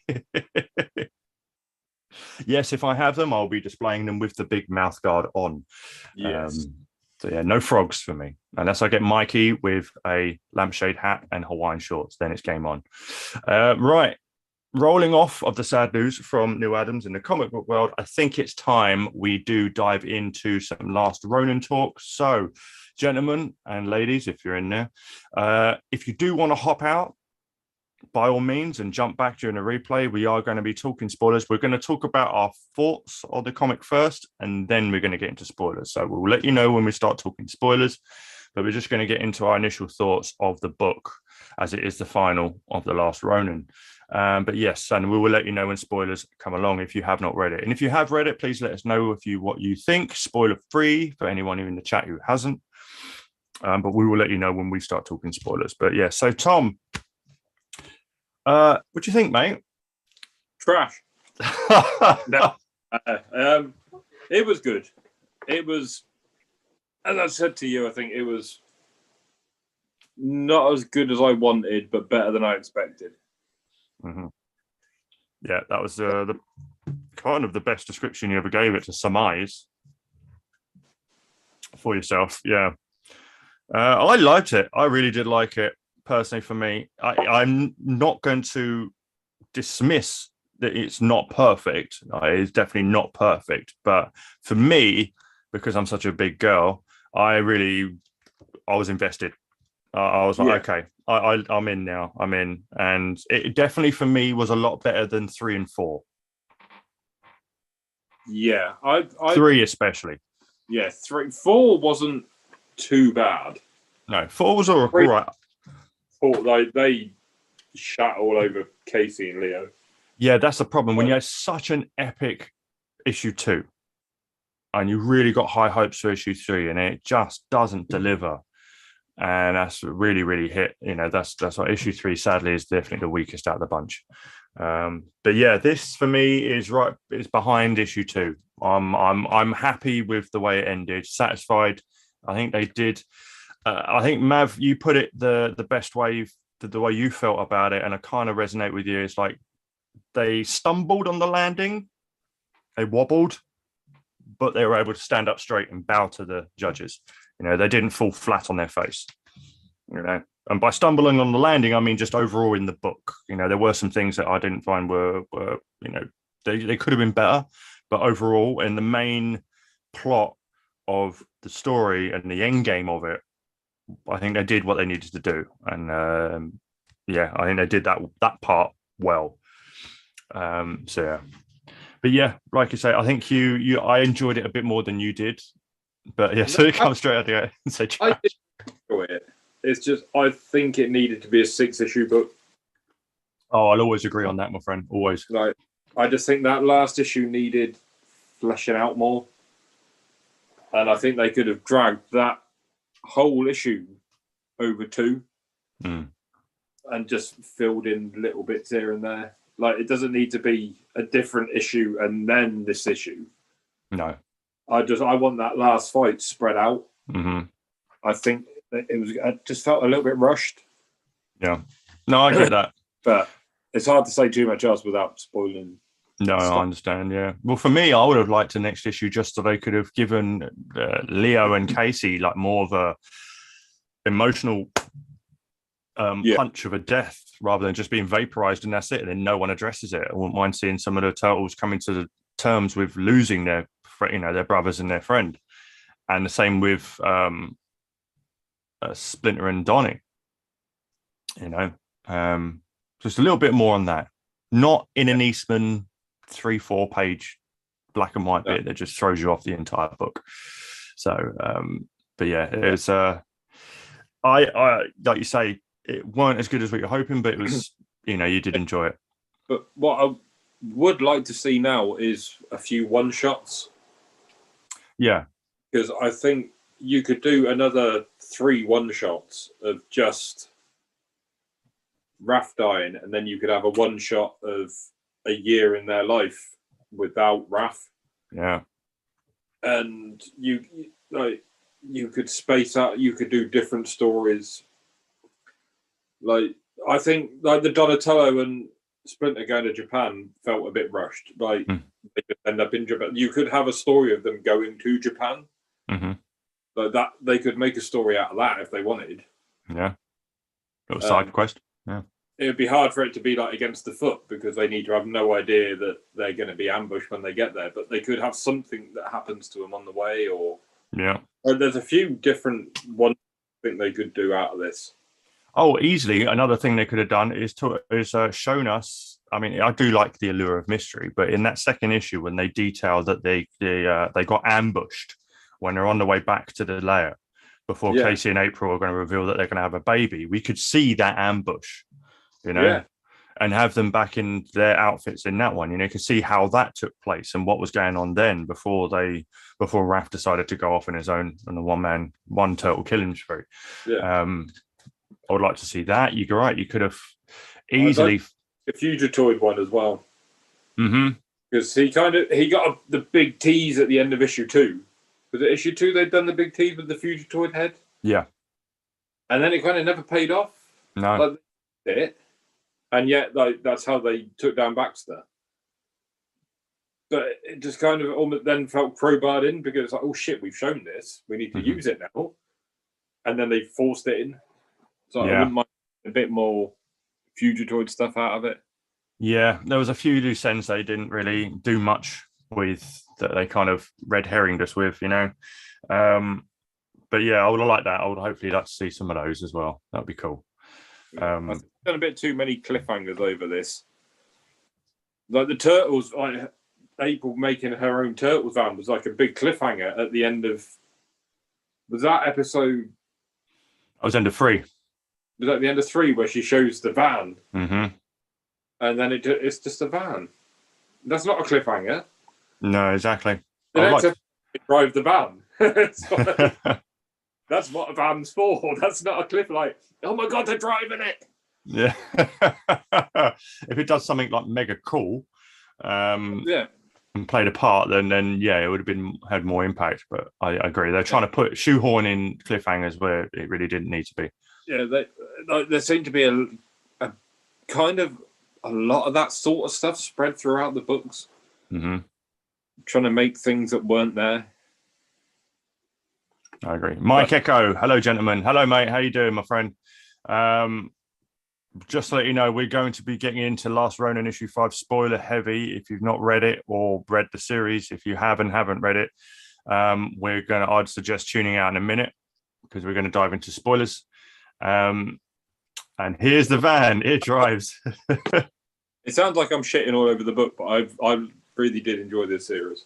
No. Overall, I love the series. I like where they were going with it. I love the idea. And even though it was a bit wobbly in the middle, I do think this definitely, for me, it did what Endgame did for Avengers. It just nice little package. It ended it well. I just got to jump to the loot crate before we get into spoilers. Okay, mate, no worries. That's fine. Piper, I did the mod on the Danny Pennington figure that you did using the Preacher Casti, but I used the entire leg from Casti. I'll take it. Oh, fair play. All right. If you got that to work, yeah, definitely let me know that one. I'd love to do that for sure, mate. For sure. I want to see how the proportions work out. It's the reason why I avoided doing the whole leg, because the arms, it's just proportionally how people look. Even with someone short, their arms still go down their sides to about near enough. Let me have a stand up. Yeah, sort of just halfway down their thigh. So when raising him up with the Danish lower legs, that brought the arms up, but I thought it just got away with the proportions well enough. So unless you found some forearms at work, I was trying to find a female NECA figure like a Sarah Connor or Ripley Alien 3 figure that had bare forearms, so maybe switch them out because obviously they're thin, and just to see if that would work. But I can't find any of those figures around at the moment, so something I might look into. But yeah, let's have a look. Spoilers. Interesting to hear what you guys will talk about in the ending. Yeah, absolutely. I can't wait. Maverick, it definitely felt like they didn't have a clear plan for the full story. It's like they wrote an issue, had a few months break, and then wrote the next issue, forgetting what they'd done in the previous. Yeah, I kind of got that feeling a little bit. Kind of got that feeling for sure. Yeah, it was definitely a make it up as they go along sort of vibe.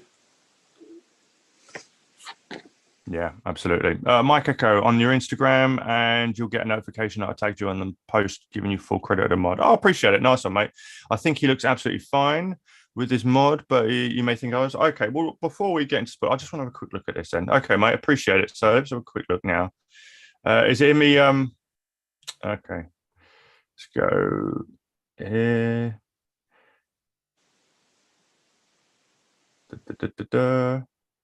So I'm just have a look if it's a tag. Have you got it posted up now? Because I'm on my Insta and I can't seem to see it. Let's have a look. Profile. I'll tell you what, we're going to get back to it afterwards. We're going to get into spoilers now because I really, really, really want to talk about spoilers. But afterwards, we're going to check it out for sure, bro. Okay. So yeah, definitely tag me or drop it in a DM. And I'll see it that way for sure. But yes, okay. So now here is your spoiler warning. Okay, from here on out, we're going to be spoiling The Last Ronin issue 5. So if you want to jump out, come back later if you haven't read it. Okay, so yeah, spoilers. Mikey meets his end. Okay, just going straight in there with it. Okay, he does not survive this. And I honestly think it's beautifully done, the way they ended that. I really do. That really, not many times. It's only since issue 2 that as a comic book made me go, as I'm reading it. Okay. But yeah, Mikey meets his end, but he does accomplish his mission, which was all about, well, in terms of taking down Hiroto. He doesn't accomplish his mission. Does he not? What makes you say that? Because Hiroto compliment. Fucking hell. Basically, Hiroto does Mikey's job, but he kills himself. Well, yeah. Like, Mikey accomplished nothing. It was almost like a suicide, but he tried to take Mikey with him. Yeah, I know. I see what you mean there. No, he does. Yeah, he tries to just end both of them, and he kind of did that, but he only did that because Mikey had beaten him to the point where he couldn't come back from it. Yeah, it's just, I think I would have liked, and I'm sure it was Mav that said it to me, I'd love to have seen a decisive blow with a kind of like, this one's for Splinter. Did they not do a Splinter one? I know they did one for all the Turtles. Yeah, and I can't remember if he done one for Splinter or not, but I think that would have been the ideal finish. Like if he'd have finished with that. I would agree. Okay, yeah, I agree on that one. I was too wrapped up in the emotion of it all. Yeah, no, I agree. I absolutely agree. I mean, kind of thought that the sword to the chest did it before they got washed out into the sewers. For me, I got that satisfaction with when he drove the sword in his chest, which is after, and then he just kicked it further into his body. Yeah, I think the fight was really good. It's just that ending. I'd have loved to have seen Mikey finish him. Yeah, I would agree. Yeah, you could still have, because obviously Mike was pretty much dying anyway, and I think that electric shock just finished him off. And you could have had that as like a backup, like a suicide feature on Hero Sue. Like if his heart stopped, it sent out that to try and finish off whoever's killed him. Yeah, that's how I would have done it. But then I'm not a comic book writer. Like maybe this fucking should be, mate. Like this could have worked better than anything else. Yeah. Oh no, the sword was for Leonardo, but I did like that though, because he basically is like, I've got all my brother's weapons, and throughout the fight, going, this one's for Raphael. Fucking hits, because he's struggling to beat Hiroto because he's got this high tech armor on that very looks like Shredder meets the Silver Surfer. It's very 90s. Very 90s. But yeah, one by one, he uses the weapons and he goes, this is for Leonardo, this is for Raphael, this is for Donatello. And each one just cracks the shit out of Hiroto and damages his armor to the point where he loses the fight. But the sword is for Leo. He just stabs him and then drives it in with his foot. And then they get washed out. And does the Donatello one and then the Mikey. And then he uses his nunchucks and just lamps him over the head. But yeah, I would agree. So the very conclusion of the fight, I agree, could have been better. But the result, and obviously having Casey rush out and like, no, you got to teach me some more. You can't go. And then when April came out and said, oh, and when he's just dead, he's just died. Says goodbye, my sweet friend, and just like, oh, yeah, like that. He had to die, and that is a perfect like emotional finish. Like, especially for April, she's just got him back after all these years, just to lose him again. Yeah, like just really well done. Yeah, goodbye, my sweet friend, and there he is. So let's get the light glares on it, but yeah. Fantastic. And then it's the next panel after is the next sequence that, oh my God, there's 2 pages. The best in the book. Yeah. These 2 pages right here. Absolute gold. This is what made me choke up. Right there. And that just was like, okay, the end. It's like, okay. And then you have Epilogue.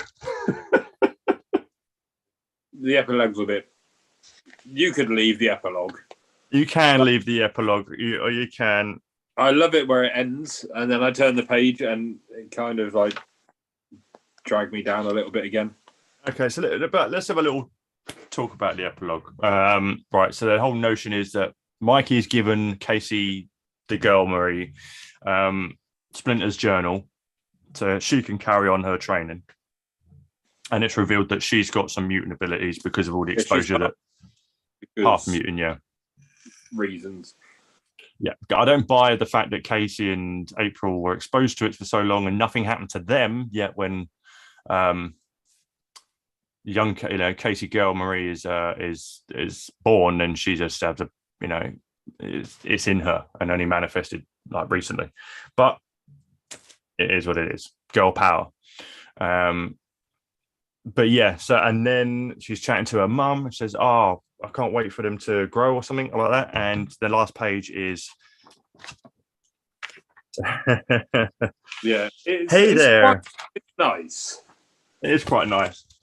She has another set of 4 turtles being incubated. Babies.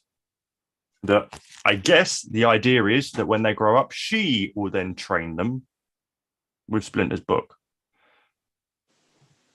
And that's kind of like, I don't know where they've got the mutagen from, and why they haven't used it already. Or yeah, exactly. I mean, was it in Baxter's place? I can't. Honestly, I mean, it's been so long between the issues. Like, I was going to sit down and read all 4 before I read this last one, but I was kind of like so desperate to get into it. And I was terrified. I kept saying to these guys, I got my copy really early. I got it on like the Wednesday, the day after it came out, and I'll get it in the post. And I wasn't expecting it till Friday, and I just really was hoping they didn't fuck up the book with the, and I was just scared. I was scared to read it. I was scared. So I left it until Friday evening to read. I just couldn't do it. It wasn't a bad book at all. It's got so many good points, and like I say, the last 2 pages before the end, the proper end, are just so well done. Yeah, they nailed it on that. It's beautiful, and you see Mikey as he was before obviously the mutation carried on, and he got like jacked. Yeah, like it was just a really lovely couple of scenes. Going back onto a couple of things that weren't perfect for me in the book, and one is obviously for me, Casey wasn't used hardly at all for anything until the very end for that emotional beat with Mikey. They really didn't utilize her at all, I don't think. And the whole, and like the Fugitoid head and the turtle van, Karai being kept alive in stasis, wasted. Yeah. The Hiroto just killed her, just like, I hated the bitch, and just fucking stabs her while she's in crisis, in stasis. And it's like, what is the point of bringing her back if you're just going to do that? Yeah, because again, like, I understand why, because it was kind of like he was keeping her alive until he didn't need to, until it would make a point to kill her, and having the turtle come back is like, that's kind of how he shows his strength to the turtle. Like, he's like, I don't even need her. I've just kept her here. So I kind of get it. But again, they made a cliffhanger out of it, and it's not a strong enough moment to be a cliffhanger. No. Like, it was a little throwaway kind of piece, Again, like if they brought her out of stasis and she was by her son's side and then killed her again while she was alive, I don't even know if that would have worked. But we had more of a statement in front of Mikey. There's too much building stuff up without paying it off. Yeah. And it's stuff that would work. It works if you don't build it up. Like, Karate didn't need to be a cliffhanger. And then her death would have been more... The fact her death throwaway would have been excusable if it hadn't been built up. Yeah. Still alive. And the same with Casey. Like, Casey on the last...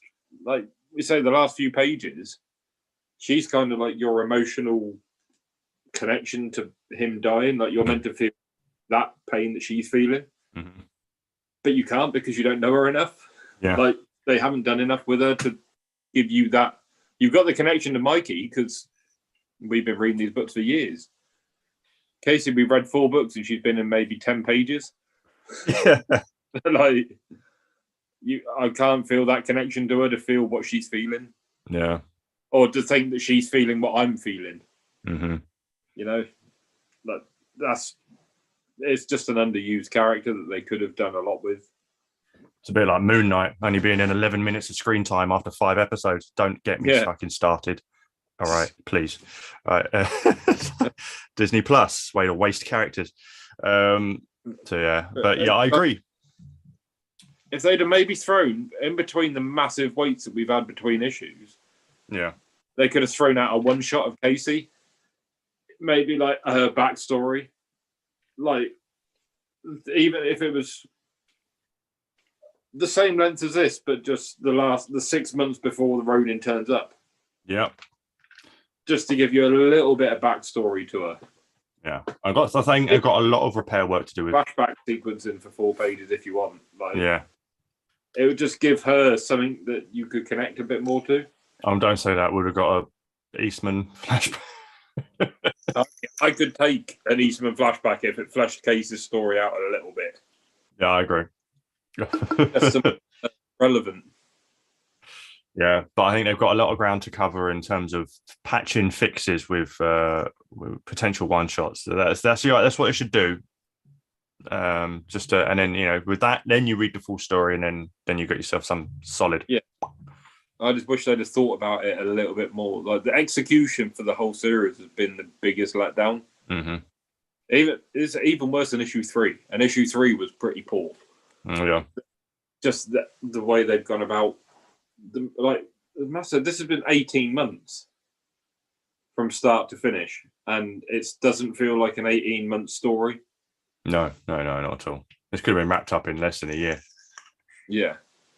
So I still think they should have at least said, look, we're going to do it every 3 months, but every 1.5 months we'll throw a one shot out explaining what happened to April, what happened to Casey, how Hero actually came to be. Like, they could have thrown a few one shots here and there, explaining all the different characters.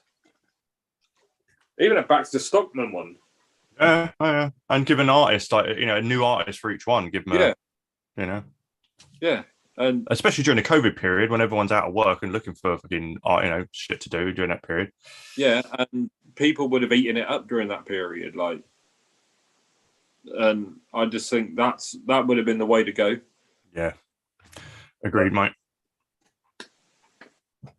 Oh well, we got the hardcover to look forward to. I'm still going to be buying the hardback. Oh yeah, I'm still buying. I bought everything to do with it. I've got all the art books they've done, and I've got another issue of issue 1 because I like the cover, and I'm going to display that with my NECA figure when it turns up. Nice. I've actually bought the Eastman variant. Basically, it's the Eastman version of this, which actually looks pretty sick, full color. Yeah. So I'll give them props to that one. So I've got the Eastman variant for that. I always like to try and get at least another cover or 2 of each issue just to have a little collection going. But yeah, I agree. And I'm very much looking forward to the figures and hope they do well with that line, because the designs of the characters, obviously, with Mav doing an excellent job. Can't keep praising that enough. And speaking of Mav, did anyone catch his Biker Mice from Mars customs? Hope you did. Hope you did. You've been blowing up from that, man. It was a little Instagram page, wasn't it? You got a feature on. Just a little, like an epic toy art. Yeah, that's the one. Epic toy art. Well deserved. Well deserved. Yeah, man, absolutely. And he's nearly at 1K followers on Instagram. Definitely got to get this guy up to 1,000. So keep spreading those his posts of his customs. Let's try and get him up to 1K for sure, my man. Okay, so I sent you the link in the DM. Okay, let's have a look at this guy's Danny, because apparently he has done full leg on the Preacher Cassidy mod rather than just the lower half, and I would like to see how it looks. For some reason, let's just have a look here. And why does it not come up? Let me just have a look. If it's come up on my phone, does it come up on my phone?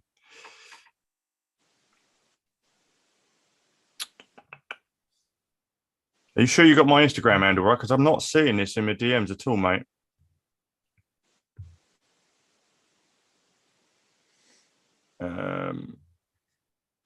Yeah, it's not come up in my feed. Let me just check on there. Make sure it's not come up on anything else. No, I've not got the DM yet, mate. I haven't got the DM yet at all. So yeah, let us know if you can get that sent to us, and we'll check it out here. If not, I'll share it. If it, I'll have a look once we close out the stream. But let's just quickly go through some chat whilst that's happening. Okay, let's have a look. Where are we at? I definitely feel like I didn't have a clip. Okay, yep, spoilers. Interesting to hear what you guys think. Yep, go on Instagram and you'll get a notification I tagged you. I have got a tag, mate. I haven't got a tag at all. Or have I? Hold on.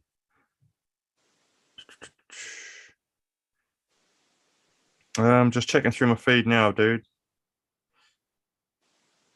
No, I can't see a tag on my notifications, mate. I cannot see a tag. I'll have to check that out afterwards if I can't find it. Apologies about that. Okay. I think it looks absolutely fine. Okay, yeah. I found Amanda Ripley body for $5 for that. Just luck for my April figure. Okay. Cool for you. Maverick, I'm torn with Hiroto killing himself. I feel Mikey deserved the win to fully honor his brothers, but I like the idea that Hiroto had a good godlike complex, thinking that he could survive it. Airmaster Neo, what up? What up, my friend? Hopefully we hadn't spoiled Last Ronin for you because you jumped in right as we were talking spoilers. Oh, God, yeah. Bit late now, though.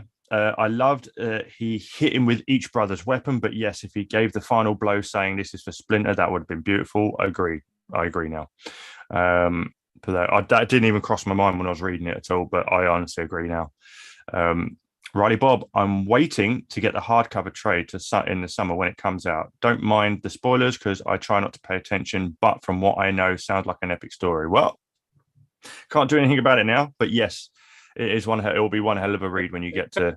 Knowing the story, there's still plenty to get out of it. Like, even if you know the beats, like, we haven't explained 3/4 of what happens in that last episode. No, absolutely. No, you'll thoroughly enjoy it, guys. I enjoyed the nod to Shredder with Hiroto's super suit, but why not have him actually wear the Shredder's old gear? I agree. I remember you telling me that. I agree. Have him emerge from the shadows. Have Mikey think Shredder is alive for a moment. Yep. That would have been perfect. Indeed. Casey should have stormed the tower with Mikey and master and student working together. Still have Mikey take on Hiroto alone, as that's his journey, but play on Mikey taking on the Splinter role.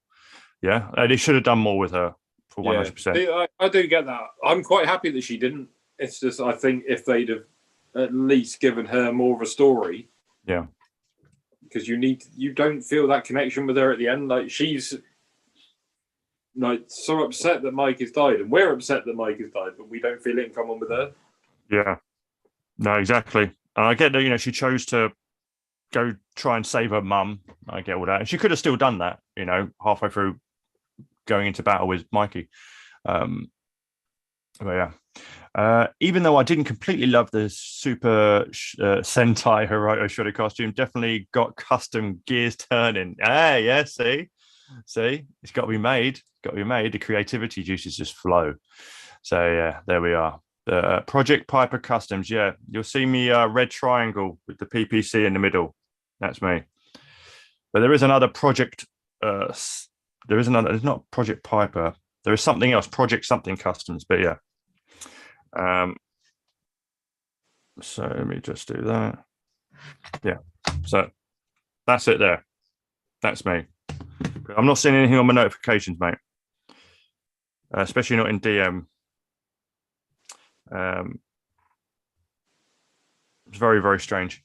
But yeah, that concludes our little discussion on The Last Ronin. Let us know your thoughts if you've read it, what you think. But yeah, so overall, I'm glad it exists. Yeah, I say there were let down moments in it, but overall, satisfied customer. Yeah, I think the only issue 3 was a letdown issue. Mm-hmm. The rest of them have been solid, and it's a 5 issue. I'm not surprised that one of them wasn't as good as the others. Oh yeah, no, I thought it would always be a dud somewhere. It's just I think they could have had a bit less of a dud. I think the story was all right. It was super rushed, and they done Casey and Leo dirty really by not giving them the time. No, yeah, 6th issue would have been it, and some one shots. Yeah, I mean, I don't know why they haven't, because it's a license to print money. Mm-hmm. Like, people were really into this. Yeah, it was like the biggest selling comic of that year, wasn't it? Not issue 1. Now that it's finished, you've probably lost at least a third of the audience that will go back and dip into it. Whereas at least if it was coming out at the time, people would have got it to keep up with the story. Now the story's finished, people, unless you're a big fan, you're not going to be that fussed about going back and dipping back into it. No. I know a lot of people have been saving it all up to just read it in one hit. So, but yeah, I agree, mate. So hopefully, it wherever they go from here, I don't know. Would you be invested in anything they do after this involving? I'd be invested in more previous stuff, like if they go back and do one shots about what happened, stories that happened, like April, Casey, all that sort of stuff. I'll be into what happens afterwards. Like if they try and spin off into a new universe with Casey and the new Turtles, I'm not interested in that. No, I think this is the perfect place to end it. Yeah, I agree. Like, I really don't think it's going to really take off anything they do from here now, even with the epilogue. So it will just be what. I wouldn't be surprised at some point if they don't pull an Old Man Logan and at some point have some dimensional portal happen in the IDW book and Last Ronin shows up for an issue or two. Yeah, that I can see happening, because that with that run, they're just doing anything with that one, and I'm here for it. Even if it does get a bit wobbly here and there, no run is perfect. Which I'm hearing after like the 100 issue, it starts going a bit downhill. But I've not got there yet. Okay, quickly have a look at. Sorry, after 100 issues. Yeah, they've done well. Yeah, they've done well. I've done well indeed. Okay. ICT Vinny was super stoked at the beginning, but I lost interest by 3, and now I'm like, meh. Yeah, I mean, it's up to you if you want to keep reading. Issue 5, the last one, is worth it. Personally, I think it's worth it. But if you just want to find out, to complete the story, if not, then that's it. But we're all the same. Issue 1 and 2 were just like, this is money. This is absolute money. And Issue 3, but if you feel like that, I'd wait for the summer for the trade to come out. Yeah. And then sit down and read it all in one hit. Yeah. You might feel differently being able to go through the entire lot. Mike Echo, how do you feel that NECA showed their Shredder from TMNT 2, considering you already had your custom? Well, I knew I could always feel it in the cards. At the time of making mine, I always felt it in the cards that they would do one. This was before any news of doing secret review stuff was around. I just felt they at some point probably would. And that's why I made it, kind of just so I could get on and do a couple of bits there and then, photo wise. But I always said from day dot, even in my video, it's like, this is purely just to fill the shelf until we get an official one. So it doesn't bother me in the slightest. I'm actually looking forward to it. 1, because it looks great, and 2, I get to make a custom versus official video. So more content. So yeah, I'm all good with it. No issues. You got the cape, bro. I fucking did, didn't I? They got that win already on the cape. Yeah, so we'll see. It'll be an interesting one. Mab Lost Ronin as a whole had issues, but they're nitpick. I loved the story and left feeling really satisfied. I definitely want more, and Epilogue gives me hope we'll get it. It does. It does sound like it looks like they're carrying on. Interested to see where they go with it.